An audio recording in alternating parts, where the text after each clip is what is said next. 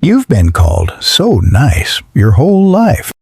You're the one who never causes drama, the one who says yes when you're already exhausted, the one who apologizes for things that aren't your fault, the one everyone trusts to be easy, agreeable, low maintenance. Here's the problem nobody tells you. That reputation is costing you more than you think. Not your time, not your energy, yourself.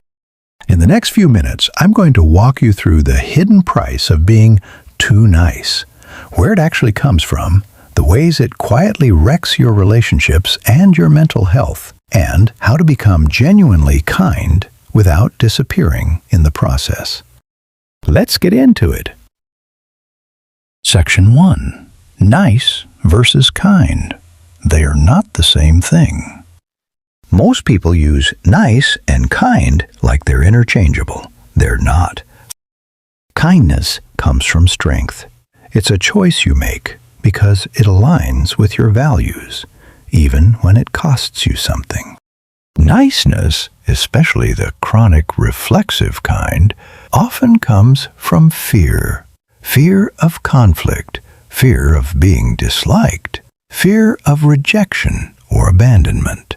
It's not really about the other person.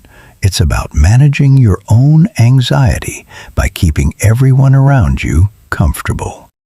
Kindness can say no. Niceness struggles to. Kindness can disagree. Niceness swallows the disagreement to keep the peace. That distinction matters because everything we're about to talk about isn't an attack on being a good person. It's about the specific pattern of self-erasure that gets mistaken for goodness. Section 2. Where too nice actually comes from. This pattern rarely starts in adulthood. It's usually learned early as a strategy. Maybe you grew up in a home where conflict felt dangerous, so you became the peacekeeper. Maybe love or approval felt conditional on being easy and undemanding. Maybe you learned that having needs made you too much, so you got very good at having none, at least none that anyone could see. Over time, this becomes automatic. You stop asking, "What do I actually want here?" and start asking, "What does this person need from me to stay calm/happy/pleased with me?" It stops being a choice. It becomes a reflex. And reflexes are expensive to maintain. Section 3. The hidden costs. Let's break down what this reflex actually costs you. Cost number 1. Burnout. When you say yes by default, your time and energy get allocated by other people's demands, not your own priorities. You end up running on empty, not because you're doing too much work, but because none of that work was chosen by you. Cost number 2. Resentment. This is the part people don't expect. You'd think being agreeable all the time would make you feel closer to people. Instead, it breeds quiet resentment toward the people you keep saying yes to, and toward yourself for not speaking up.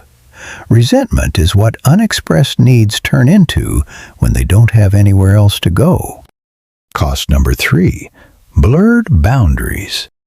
If you can't say no, you don't actually have boundaries. You have suggestions. And people will treat them exactly like that, not because they're cruel, but because you never gave them a clear line to respect. Cost number 4.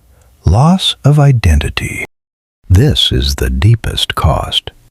When your default setting is whatever works for you, you slowly lose track of what actually works for you.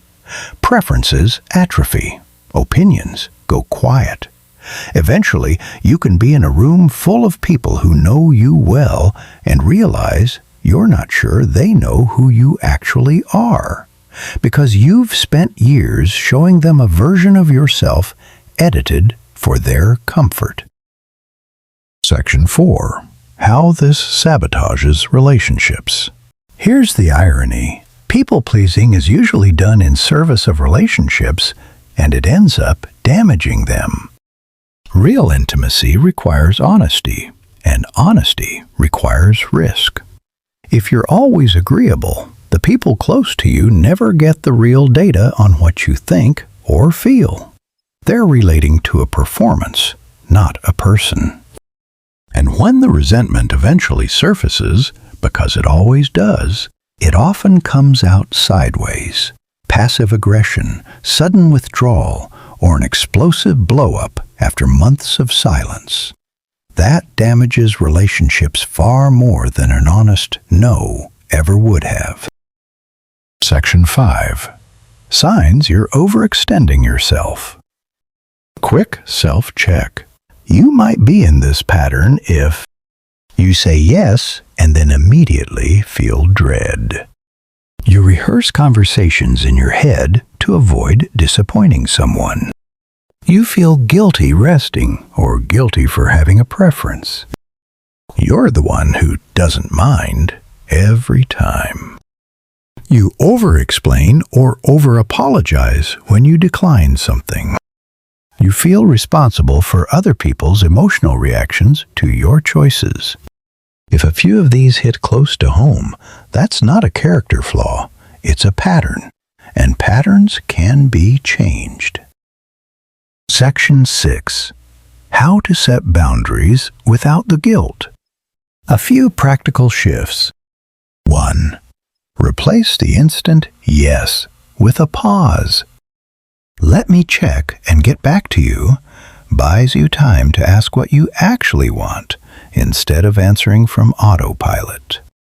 2. Say no without the essay. You don't owe a 5-paragraph justification.